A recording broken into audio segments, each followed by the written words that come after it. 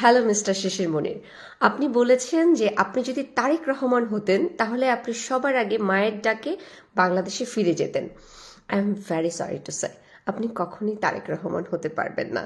এই কারণেই আপনি এই কথা বলছেন। এখানে কোনো মায়ের ডাক হচ্ছে না।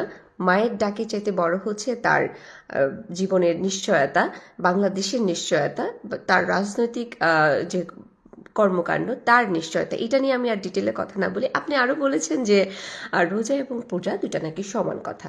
রোজা এবং পূজা এই দুটা কি করে সমান হয়? রোজা হচ্ছে ইসলামের ধর্মী মানে ফরজ একটি কাজ, এবং পূজা হচ্ছে হিন্দু ধর্মের দেবদেবীদেরকে উপাসনা করার একটা তাদের সংস্কৃতি। তাহলে এই দুটা সমান কি করে হয়?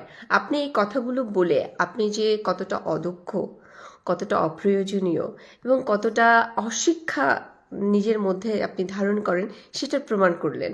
আপনি একজন লয়ার, কিন্তু আপনি মেধার প্র্যাকটিস করেন না। আপনারা আরও বলেছেন যে নীলা ইসরাফিলের কারণে, নীলা ইসরাফিল জামাত ইসলামকে নিয়ে এত কথা বলে, সেই কারণে নাকি ভূমিকম্প হয়েছে। তাহলে নীলা ইসরাফিলের কারণে যদি ভূমিকম্প হয় তাহলে এত সকল বিজ্ঞান, এত কিছু সবকিছু মানে ভুলভাল। তার মানে আরও একটা কথা বলি, আব্দুল তুষার ভাই বলেছিল এনসিপিকে যে এনসিপি হাঁটুর বয়সী বুদ্ধি রাখে, কিন্তু আপনারা তো হাঁটু থেকেও নিচে নেমে গেলেন। মানে হাঁটুতে যে বুদ্ধি থাকে সেই বুদ্ধি থেকেও জামাত ইসলাম নিচে নেমে গেল। আপনারা এই সমস্ত কথা বলে সমাজের মধ্যে বিশৃঙ্খলা সৃষ্টি করছেন, বিভাজন তৈরি করছেন, বিভ্রান্তি ছড়াচ্ছেন। এগুলো মানুষকে শুধুমাত্র ডিস্ট্রয় করে দেয়। আপনারা সেই কাজটা করছেন।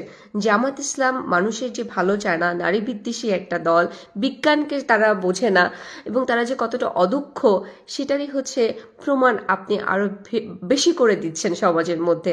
আপনি একজন শিক্ষিত মানুষ হয়ে অশিক্ষিত